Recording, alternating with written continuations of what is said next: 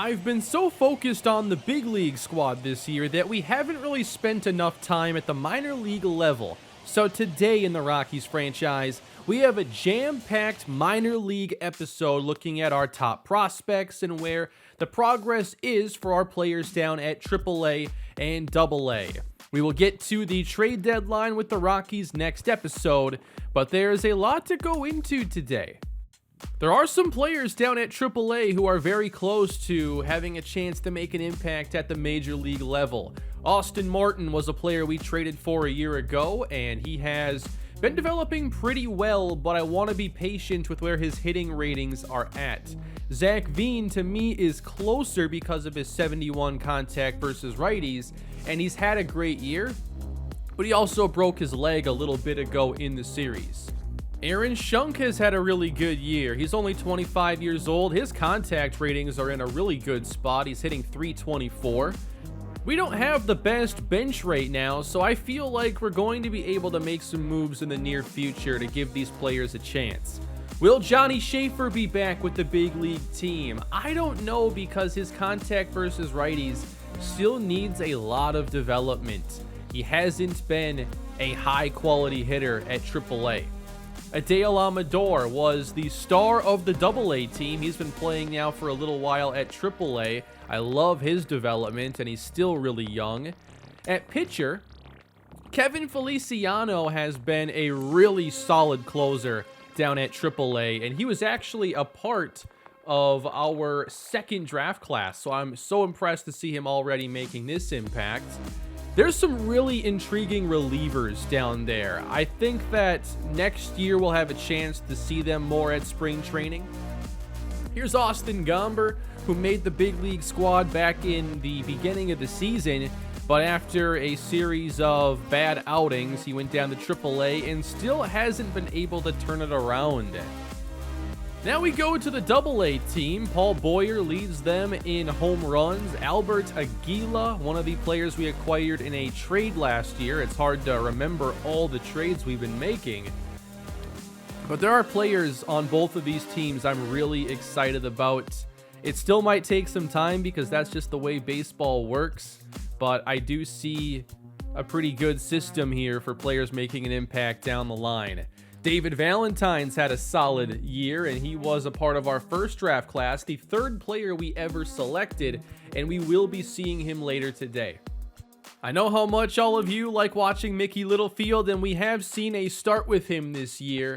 So today I wanted to begin by focusing on Michael Moreno, because he's our most recent first round pick that's playing. Obviously, we had a draft just a couple episodes ago, but Michael Moreno has really high potential. We drafted him with 98 potential, and to this point down at AA, his numbers look good, so it's well overdue. We need to see a start with him.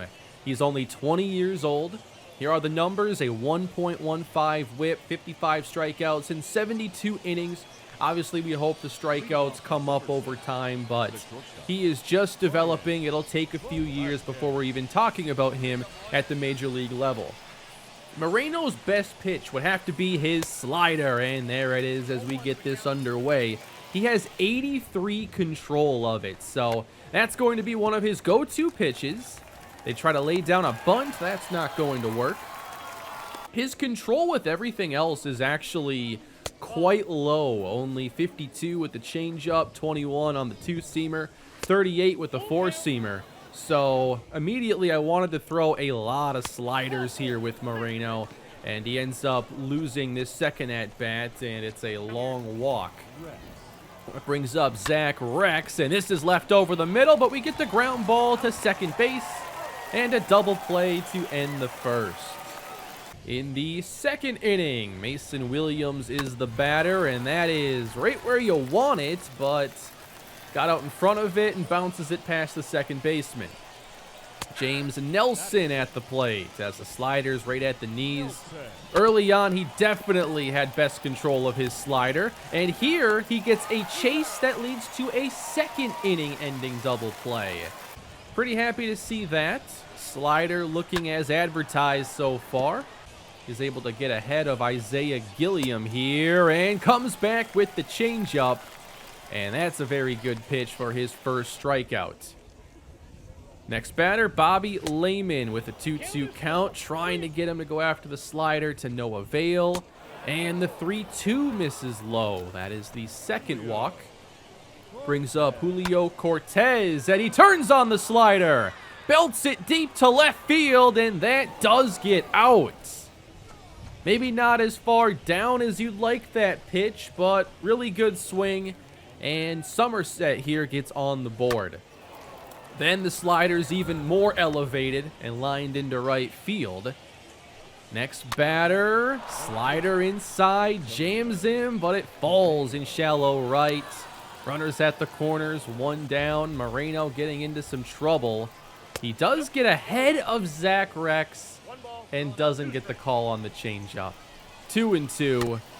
Chased it, and a slow roller, a run will score, and really no chance at the double play. Just ended up in the right spot.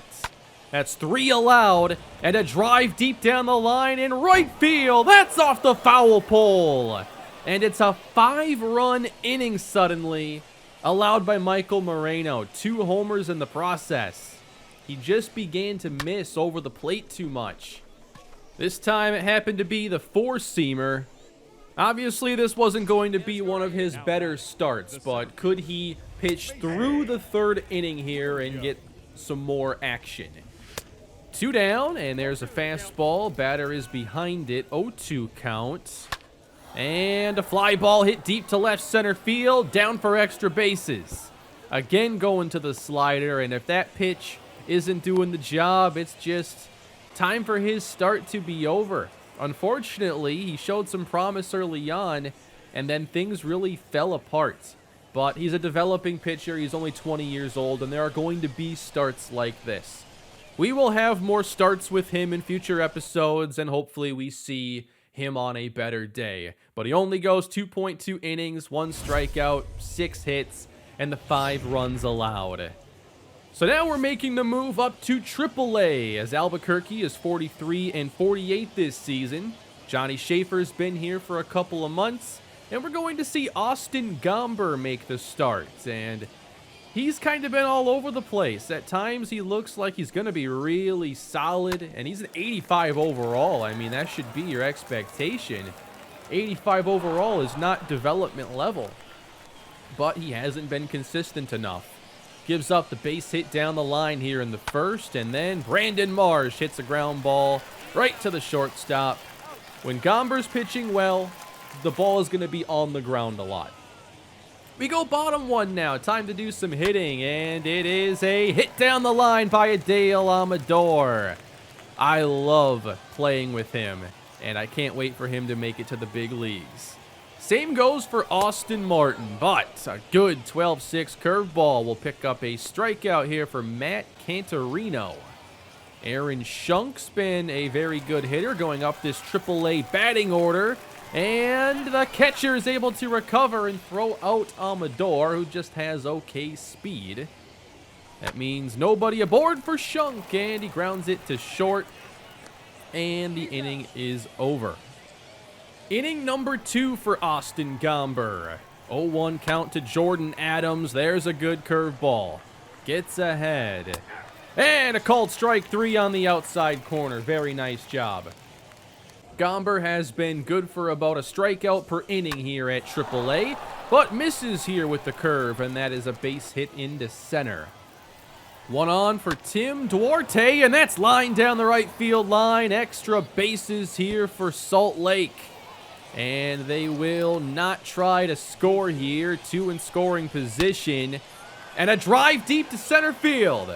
This one's going to send Martin back all the way, and it's off the wall.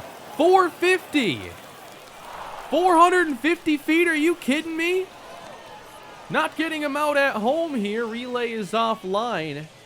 I know this is one of the, generic minor league stadiums, but 450 feet's quite ridiculous. This is almost Polo Grounds level here.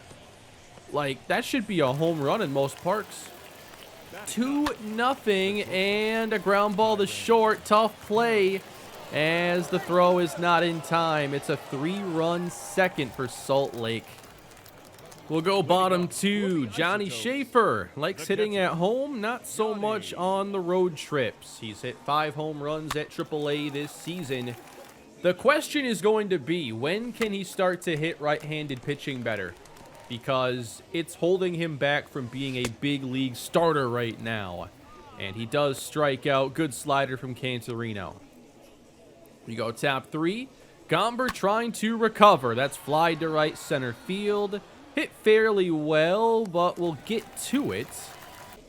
And then with 2 away, Jordan Adams with another fly ball hit deep to right and hooking away out of reach. You don't want to see these deep flies from Gomber. He's got 87 home run per 9. That's his best individual rating. He's not going to wow you in other areas. His break, control, velocity, all very average. Strikeout upside, very average. He's just got to be a more effective out-getter. To the 4th inning now. Not getting much established early on, but we do draw the walk with Amador. Austin Martin lined to right, but right at the right fielder, unfortunately. That brings up Johnny Schaefer with 2 down. And he flies it into center on a fastball right down the middle. You just want to see Johnny do some more damage on pitches like this. Gomber pitched into the 5th inning. Here with a runner on first. He gets the ground ball hit to second and a double play. It wasn't a great outing for Gomber. Kind of a John Gray outing. 3 runs allowed, 5 innings. Move on to the bullpen. And in the bottom of the 5th inning, it's a curveball left up. Lucky it's only a base hit for Michael Tolia. Errol Vera with a ground ball to the right side, moving him over. 2 down. Just trying to get on the board. Here is Todd Sinigi, who does have 9 home runs on the year. Gets a pitch up. It is fly down the line in right field and caught in foul territory. Really, not much offense here for Albuquerque. We go to the bullpen. Heath Holder's had a pretty solid season this year. And here's a ground ball hit to second, but we won't have the double play.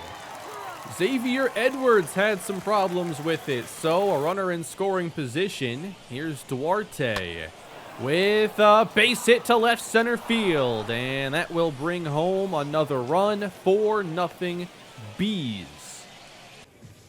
Still in the 6th, Pedro Diaz. 1-2. This gets away from Schaefer. Quick recovery, and he throws him out at second base. I think Schaefer's a pretty solid defensive catcher. We're just waiting on the right-handed contact. There's some good contact from Austin Martin, unfortunately, directly to the center fielder. I'm just trying to get some offense for you in this episode, but no one's delivering. Johnny Schaefer up again. Way behind it, going up and in there with the fastball. 2nd strikeout of the day for Schaefer. In the 7th, Matt Cantorino is still in the game, and even with the curveball up a little bit, not doing much with it. Here is Willie Madrano coming out of the bullpen. We made a move for him earlier in the season, and I thought there was a chance he could make it to the big league level at some point this year. 2-2 to Brandon Marsh, and he blows him away with the fastball. Madrano has pretty good stuff. He's been picking up a lot of strikeouts this season. Now a deep fly, kind of a delayed reaction here on it. I'm guessing that's like the fielding reaction rating, and then I couldn't find the ball, couldn't get there. Runner at second, and a fly into right. Diving and coming up short. That was Errol Vera in right field. Unfortunately, didn't work out for us. 5-0 Salt Lake. Here is a line drive down the line. One of our better hit baseballs of the day. But Vera comes back to bounce one through the middle for a base hit. Don't want to be shut out. Here is Todd Sinigi, and that misses inside. The 1-0 also misses inside. We actually get a favorable count. And a cold strike. Are you sure about this one? Pretty clear that is out of the strike zone, but the at-bat continues, and then in the same location, the same pitch is ball 4 later on. So 2 on for Xavier Edwards. 1-2, and got him with the fastball inside. Adale Amador with 2 away. Here's a fly ball. He's way under it. And Albuquerque still can't get on the board. In the 9th inning, Hector Yan still out there, striking out Aaron Schunk on the high fastball. That brings up Johnny Schaefer with 2 away. Facing a lefty, Johnny Schaefer with a sharply hit single into left center. He hits lefties so well. Michael Tolia, ground ball hit to second, and that is a shutout. Albuquerque gets nothing here against Salt Lake. Not the best showcase for the AAA team, unfortunately. Only 4 hits in this one, and overall, I'd like us to develop our hitters better down at AA and AAA. It's just been really tough for us. Plus, this team is missing Zach Bean. But Austin Gomber went 5 innings, 7 hits allowed, 3 strikeouts. Not a great day. I don't think that he's very close to making it back to the big leagues this season. But we are going to move on to AA. I couldn't end the episode after those 2 games. So we're going back for a full game with the Hartford Yard Goats and the Somerset Patriots, with David Valentine taking the mound. And he's been, on paper, the best pitcher down at AA. He's only allowed a 1.11 whip, 2.36 ERA, and while his control rating is low at 34, walks haven't been too much of a problem for him. So we get underway. James Nelson is the batter, and he chases the 4-seam fastball. Valentine quickly gets ahead and puts him away with the slider away. Strike 3. That brings up Mason Williams, and the changeup clips the outside. 0-1. Now a called strike going to the cutter. Again, 0-2. Strike 3 swinging right on the outside corner. That's 6 pitches, 6 strikes for Valentine. And a called strike against Zach Rex. 7 straight strikes. The 0-1 inside, and there goes the chance at an immaculate inning. 7 of 9 pitches, and then a ground ball to first. How about that for the first inning? What a start for David Valentine. We go bottom 1. This is Grant Levine, and he clobbers it to right field. Levine gets it out of here. We finally have some production. It's a solo homer. Levine, a 24-year-old contact over power first baseman. To the 2nd inning, another call on the outside. And then elevating with the cutter as Valentine gets ahead of Socrates Brito. And a ground ball past third base. Jose Gomez unable to make the play. That'll bring up Isaiah Gilliam, and Valentine strikes him out on 3 pitches. The first 2 innings went really well for David Valentine. We go top 3, runner aboard. There's a drive to left center, and the Patriots have a chance to get on the scoreboard. That is a double, trying to make it a triple, and Mason Williams is in safely. We're tied at 1. Zach Rex, ground ball, pass short, and another run scores. Later in the inning, runner at second, and Socrates Brito, base hit left center field. Somerset will add their 3rd run.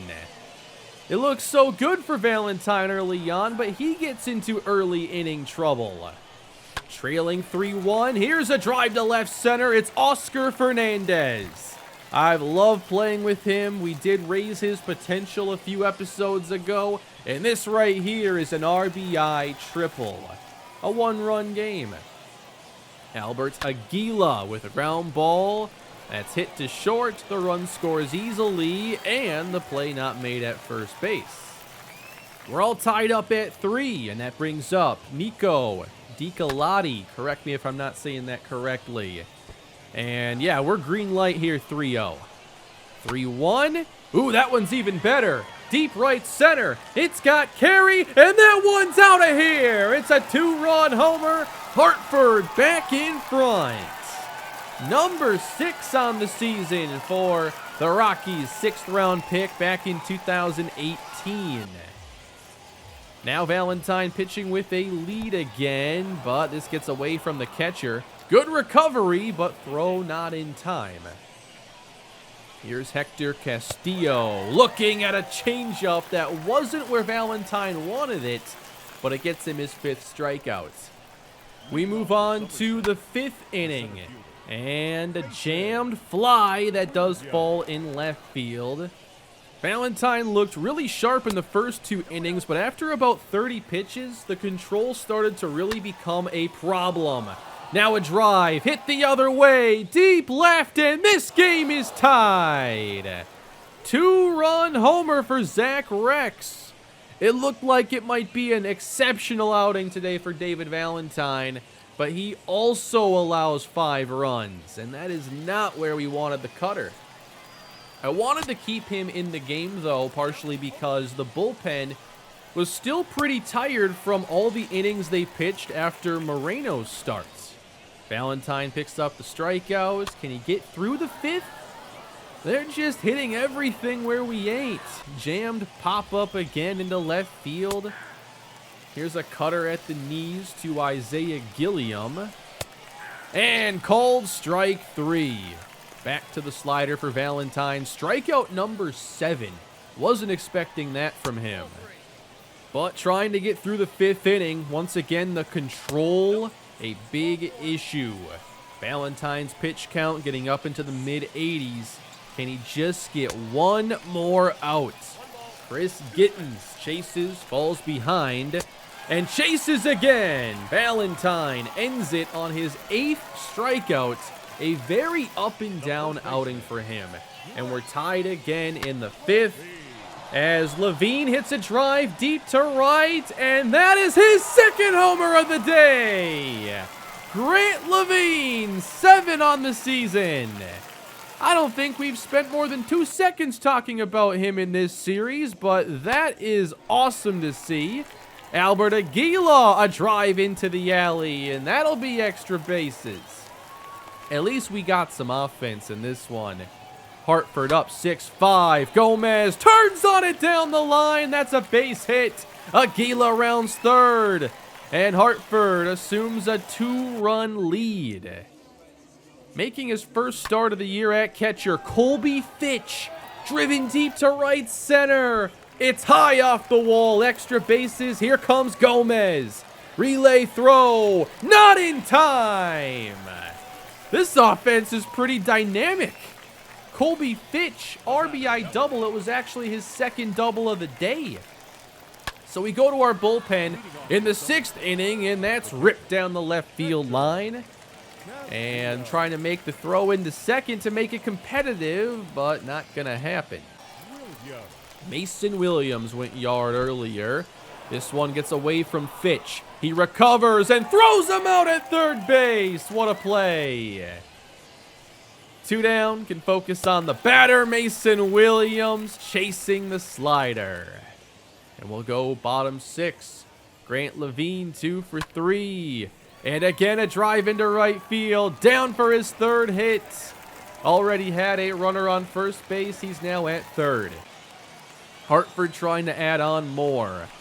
3-0 to Albert Aguila. Green light and a base hit into left. Hartford makes it 9-5.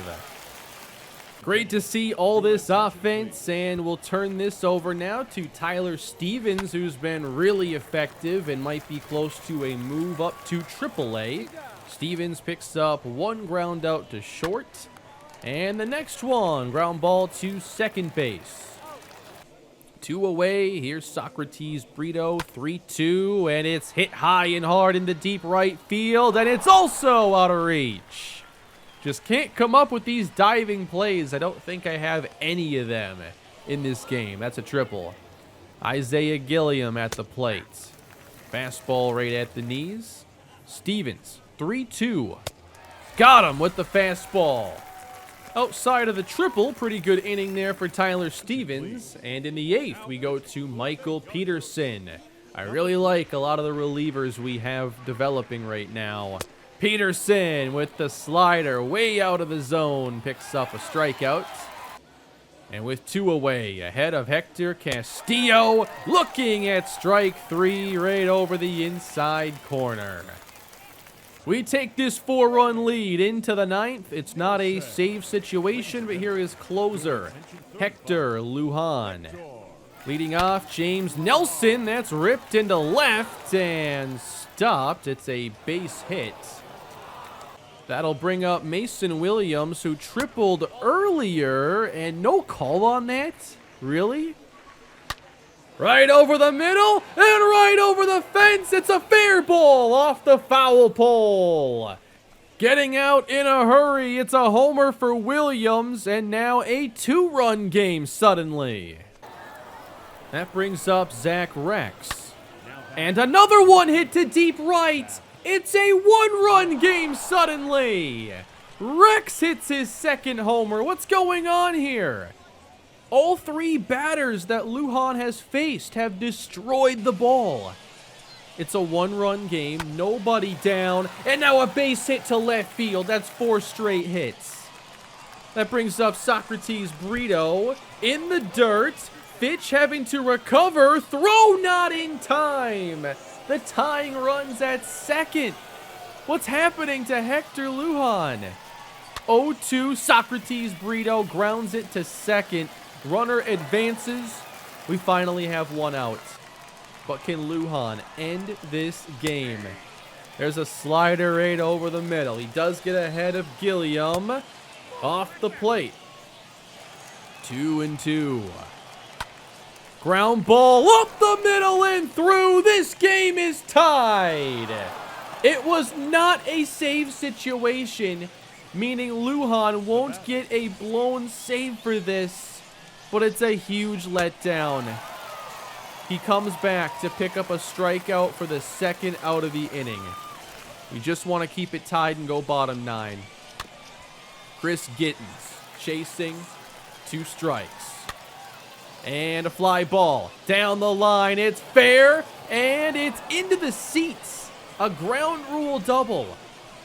Kind of fortunate it does end up a ground rule double, but that's it for Hector Lujan. Every pitcher's going to have a bad outing here and there, and this was a really forgetful one. Here's Antonio Santos coming out of the bullpen. He did pitch in the previous game. 2-2. And a drive again down the line. A fair ball, and 2 more are coming around. 6 runs here in the 9th inning for Somerset. A complete collapse in the 9th. Unreal. Lujan was the last pitcher who had full stamina and could come into the game. Santos really shouldn't have had to pitch in this game. He had 7 outs the day before.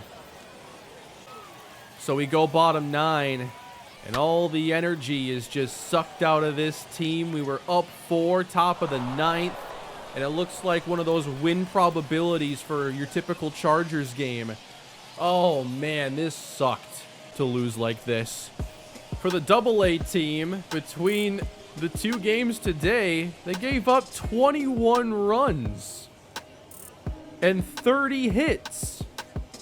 It was great to see some offense from us in this game, and I really like a lot of the hitters we have down here with Albert Aguila. Grant Levine had 2 home runs, and I should do a better job of keeping the minor league action a regular part of the series. I know I've been focused on our push for the playoffs, but we can still focus a bit on these minor league players. We'll come back next episode with the trade deadline, and thankfully today's late inning collapse wasn't at the big league level. That's gonna do it for today. Hope you enjoyed the episode. Please leave a like, subscribe to the channel, and let me know your favorite minor league players down below in the comments. Have a great day, everybody, and I'll see you all next time.